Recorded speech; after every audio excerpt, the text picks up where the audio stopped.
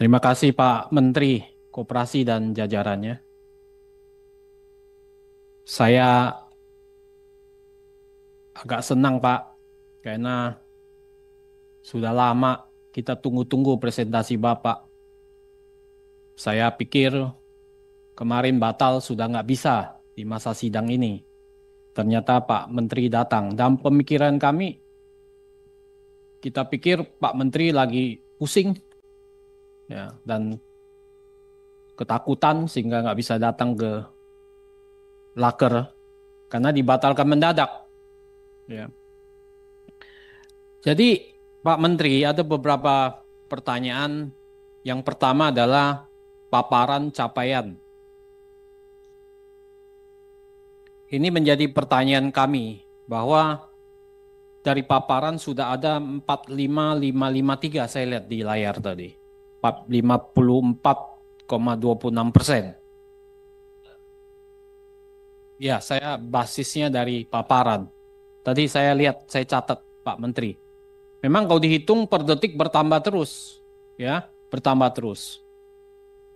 Saya mempertanyakan, saya apresiasi Pak, tapi saya mempertanyakan sebetulnya, karena program ini kita dukung Pak, karena ini programnya Presiden, Bapak Presiden Prabowo, kita dukung, ya, dan sudah dituangkan dalam Inpres. Tapi memang dalam implementasi kan banyak yang mempertanyakan Pak. Jadi yang pertama adalah soal efektivitas musyawarah khusus desa, ya, yang sudah mencapai 45.000 lebih Pak Menteri. Apa dasar Pak Menteri mengatakan bahwa ini sudah berjalan efektif? Karena apa? Tadi ada satu harian besar di negara ini juga mempertanyakan bahwa banyak yang bertanya dan banyak yang bingung Pak. Sejuta tanya masyarakat. Judulnya itu, sejuta tanya masyarakat. Karena banyak yang datang bingung. Kan Bapak kumpulin ini. Bapak kumpulin, Bapak ngomong-ngomong-ngomong, omon-omon aja, kemudian di situ orang disuruh ngerti. Padahal nanti yang terjadi itu nggak ngerti Pak mereka. Nah kalau hanya Bapak kejar jumlah, kuantitas, bahwa ini sudah 45 ribuan titik desa dan sebagainya tanpa ada pengukuran, bukannya ini mubazir Pak, buang-buang dana anggaran. Nah saya pikir ini juga perlu dikaji. Ini perlu dikaji. Ya. Apakah Pak Menteri sudah tahu bahwa ini berjalan efektif atau tidak? Nah ini poin penting, ya. Kenapa nanti jangan-jangan nanti dasarnya dari hasil musyawarah ini semuanya baik? Apa yang terjadi nanti? Nanti Koperasi Merah Putihnya karena dasarnya nggak bagus, orang tidak tersosialisasi dengan baik, gagal. Jadi hanya jadi Kopdes ini jadi macan ompong saja nanti. Nanti jadi sejenis kelinci percobaan di mana rakyat diuji coba, warga desa diuji coba di sini. Nah ini kalau ini gagal, ya asal muasalnya dari sosialisasi yang gagal. Ya. Karena saya lihat sosialisasinya juga dalam pemberitaan itu tidak detail, ya tidak detail, hanya menjelaskan dasar-dasar. Banyak pertanyaan, saya baca di Kompas tadi pagi juga, banyak pertanyaan dari masyarakat. Ini dananya dari mana, digaji atau tidak, kalau lahannya nggak ada atau bagaimana. Banyak yang bingung sebetulnya. Tapi Bapak dengan gagah berani sudah mengatakan bahwa di sini, bahwa ini sudah maju terus 45 ribuan, sebentar lagi 50 ribu. Apa enggak diukur bertahap saja Pak? Ya, supaya tidak menjadi mubazir, tidak menyedot uang rakyat dan sia-sia uang rakyat yang dibuang-buang percuma begini. Ya. Nah saya minta Bapak jangan panik mengejar 80 ribu ini. Jangan panik, jangan kemudian karena kepanikan Bapak lari kemana-mana. Apalagi Bapak sekarang juga lagi nggak tenang pikirannya kan, ya diserang sana sini, betul kan Pak? Tenang ya Pak ya. Ya.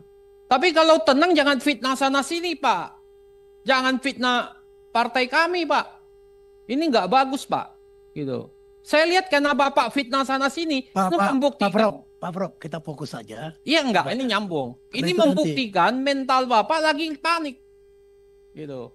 Ini permintaan, ya. Jadi artinya apa? Tenang Pak. Kalau 80.000 tidak siap, Bapak ngomong ke Pak Presiden. Kami tidak siap, Pak Presiden. Nggak mungkin siap ini 80.000. Kalau hanya kosmetik saja 80.000 ini, ya nggak ada gunanya. Nggak ada gunanya Pak Menteri. Ya kan? Nah ini saya minta efektivitasnya bagaimana, Pak? Mohon nanti diukur dengan pasti. Tadi udah banyak berita kan muat kan Pak Menteri tahu kan? 1.000.000 tanya Pak. Bukan 1.000. Bukan 100 tanya, 1.000.000 tanya Pak. Itu yang pertama. Yang kedua adalah soal model bisnis Pak. Saya cari-cari model bisnis Bapak sampai sekarang itu belum saya temukan Pak. Terus terang. Bapak tahu pengertian model bisnis itu seperti apa? Bukan yang Bapak paparkan Pak. Bapak kan sudah baca, Bapak pendidikannya tinggi juga, pengalamannya full gitu. Betul kan Pak? Ya. Model bisnis apa yang Bapak ingin sampaikan? Di dalam itu kan nanti dibuat kanvas bisnis model itu. Betul kan Pak Wamen? Kanvasnya nggak ada. Coba Bapak baca teori-teori buku tentang bisnis model Pak. Bukan isinya cuma jenis gerai-gerai, bukan begitu Pak. Kemudian kalau Bapak masuk ke wilayah yang bisnis yang nggak ada diferensiasinya, homogen, di situ yang terjadi red ocean Pak, bukan blue ocean, nanti perang.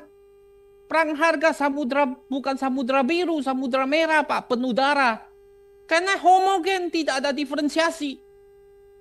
Nah bisnis model itu kita nggak dapatkan.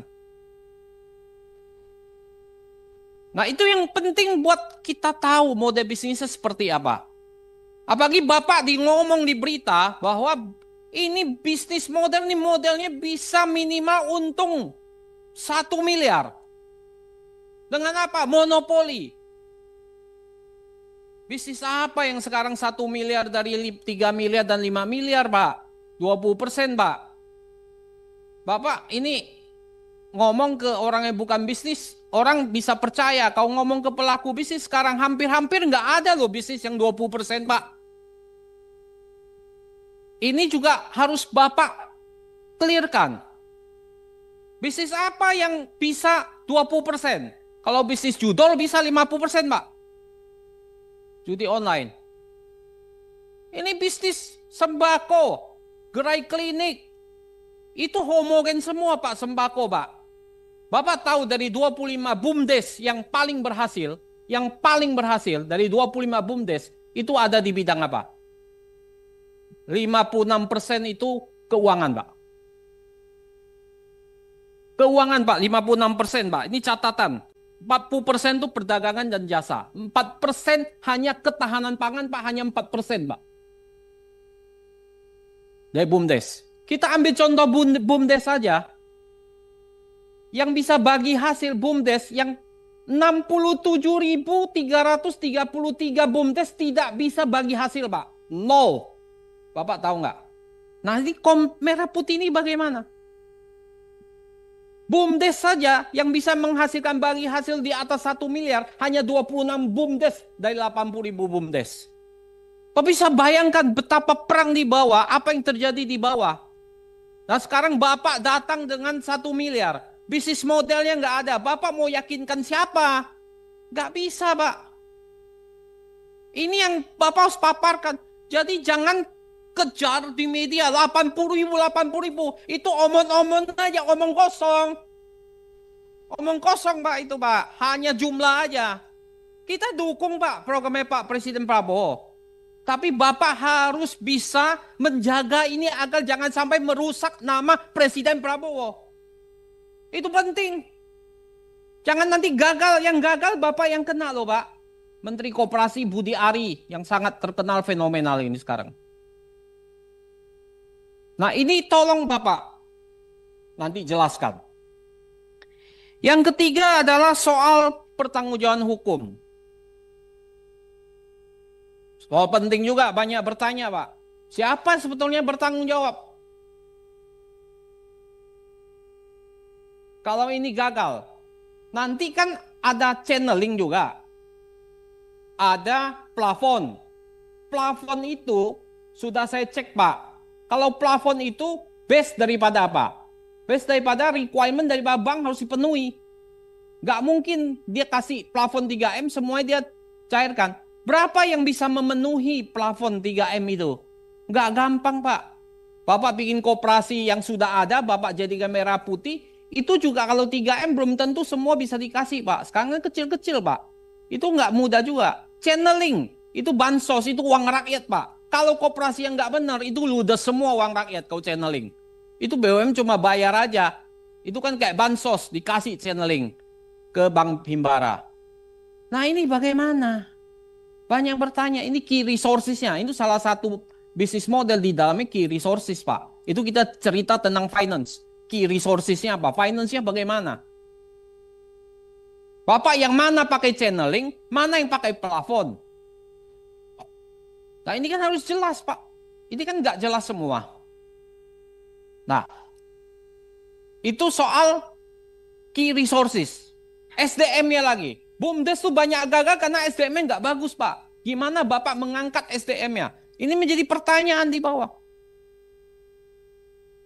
Jadi itu nggak boleh kita sembarangan, Pak. Ngomong, bunyi, asbun, 1 miliar pasti, kita monopoli, kita udah tahu persaingan bebas, kita monopoli di desa-desa, ini monopoli di sana.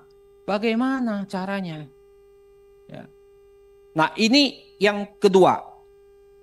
Yang ketiga,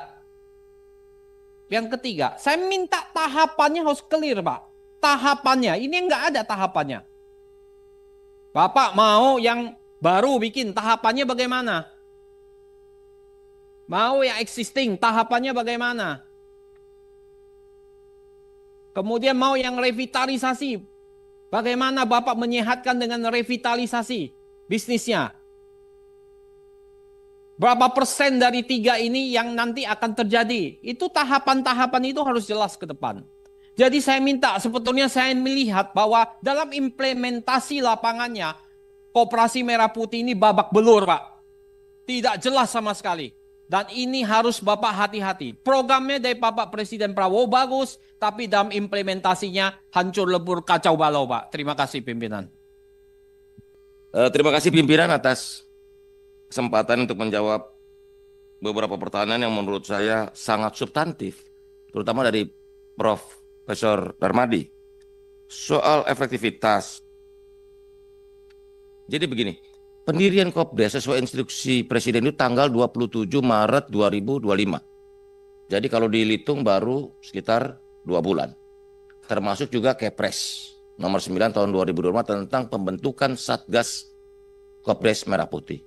Inilah satu-satunya dan mungkin pertama kali di Indonesia urusan koperasi dikeroyok oleh 18 kementerian lembaga termasuk gubernur dan bupati wali kota.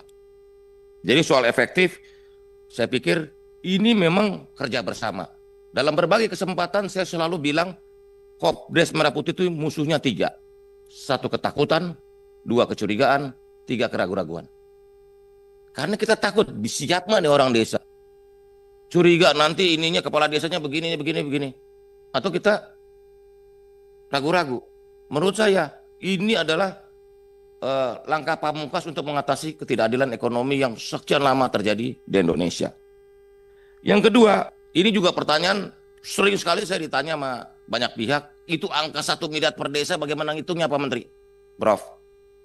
Jadi menurut data termasuk dari Kementerian Pertanian, nilai tambah middleman, rentenir, tengkulak ini 300 triliun diambil dari desa.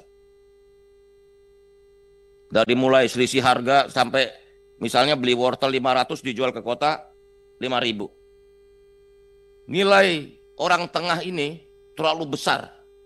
Jadi tidak adil buat masyarakat desa, tidak adil juga buat masyarakat kota. Jadi ketika saya bilang 1 miliar per desa ini untung, hitungannya begini. Kalau dari 300 triliun itu kita pangkas 30%-nya udah 90 triliun itu. Dari efisiensi jalur distribusi yang kita bisa ciptakan. Yang kedua, Prof, begini Prof. Subsidi pupuk itu 43 triliun, Prof. Harga pupuk dari pabrik itu 2.300. Dipotong, ditambah ongkos angkut 300-400 tergantung jarak, sekitar 2.700 atau 2.600. Sekarang di pasar harga pupuk bersubsidi itu 4.800. Deltanya terlalu besar. Dan itu sangat merugikan buat masyarakat, rakyat atau petani pupuk bersubsidi. Dari pupuk aja kita udah hitung berapa potensi yang bisa kita selamatkan, kita buat ringkas sehingga masyarakat bisa menerima manfaat dari subsidi. Belum subsidi LPG yang nilainya juga hampir 100 triliun. Di mana ternyata petani atau masyarakat membeli dengan harga yang besar, bukan harga subsidi. Jadi selama ini ide Kopdes Merah Putih ini begini, Prof. Ini ide Presiden untuk membuat barang-barang yang disubsidi oleh negara ini efektif, efisien sampai ke masyarakat. Jangan sampai negara udah mengeluarkan uang dalam jumlah besar untuk subsidi, ternyata tidak dinikmati oleh masyarakat. Pupuk masih dibeli dengan mahal, LPG dibeli dengan harga market, padahal negara sudah subsidi. Nah, dalam filosofinya adalah barang bersubsidi itu sebenarnya sudah menjadi barang publik. Karena sudah ada intervensi negara untuk mensubsidi komoditas tersebut. Nah, karena itu penyalur atau distributornya barang publik itu adalah harus lembaga milik publik yang bernama koperasi, Prof. Nah, kalau ditanya, ini koperasi monopoli, dalam undang-undang kita cuma 2 lembaga yang boleh monopoli. Yang pertama BUMN, yang kedua koperasi. Koperasi dibenarkan untuk BUMN. Minggu lalu saya bertemu dengan KPPU, Komisi Pengawasan Persaingan Usaha, karena ini koperasi adalah lembaga ekonomi yang sesuai dengan ideologi negara, maka dia boleh monopoli. Kenapa boleh monopoli? Karena koperasi milik orang banyak, bukan milik 1-2 orang. Sampai sekarang undang-undang kita masih memperbolehkan koperasi melakukan monopoli. Nomornya? Undang-Undang 5 tahun 99.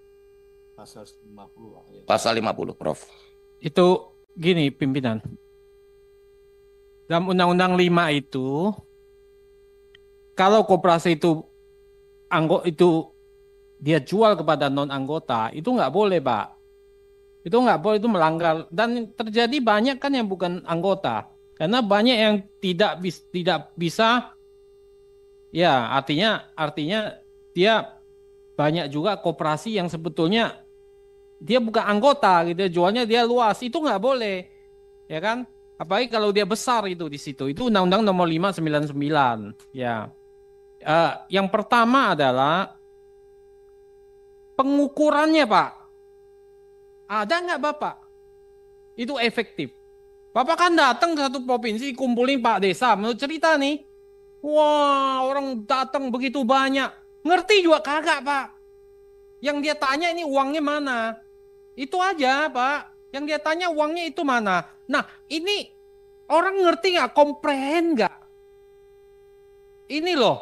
Nah, mana pengukuran Bapak? Ini kan Bapak hanya gegap gempita. Wow, begini 50.000 naiknya per detik nih. Kayak ini follower nih naiknya.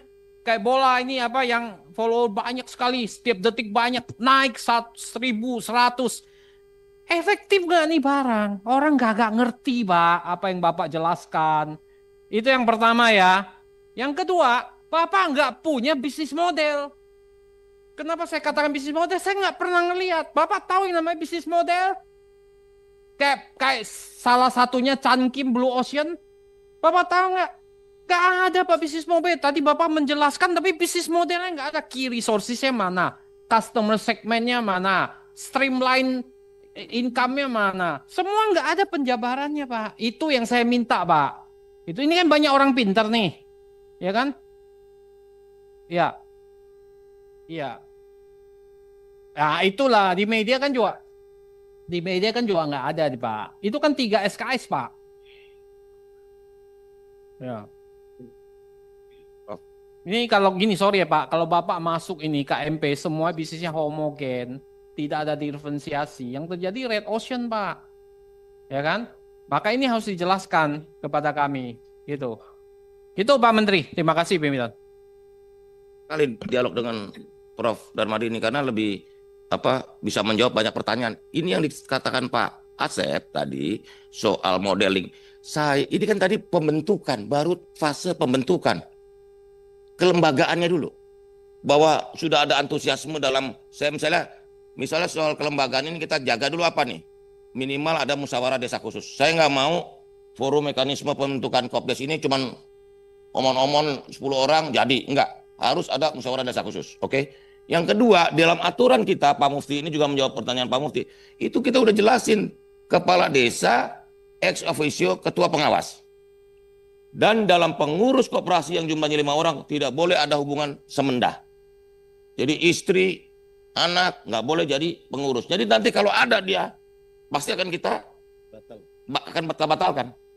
Gitu. Ini belum ada uang yang terlibat. Jangan. Pak Menteri menyambung itu, apa dasar prinsip Menteri Koperasi menyatakan bahwa ketua pengawas ex officio.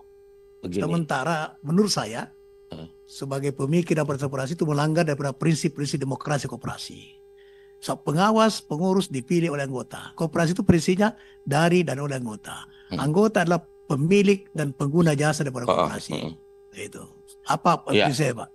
Karena gini, pimpinan, saya nyambung sedikit, Pak. Karena itu hasil pimpinan. Izin, sekalian dijawab, Pak.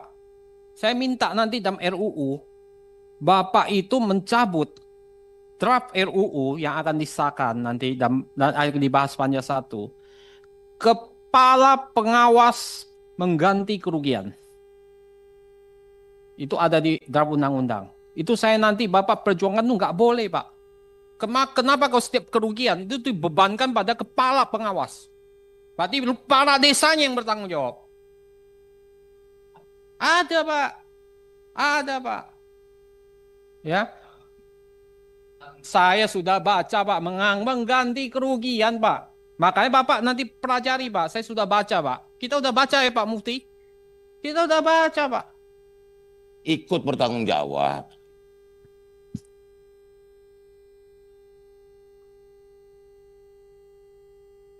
Interupsi pimpinan. Kiri. Mana? Saya pikir perlu dilanjutkan pertanyaan oleh teman-teman ini. Ya, saya kira Pak Menteri sudah cukup ya untuk nanti kalau masih ada yang kurang Pak Menteri jawab tertulis saja pada Pak Prof Darmadi ya. Baik.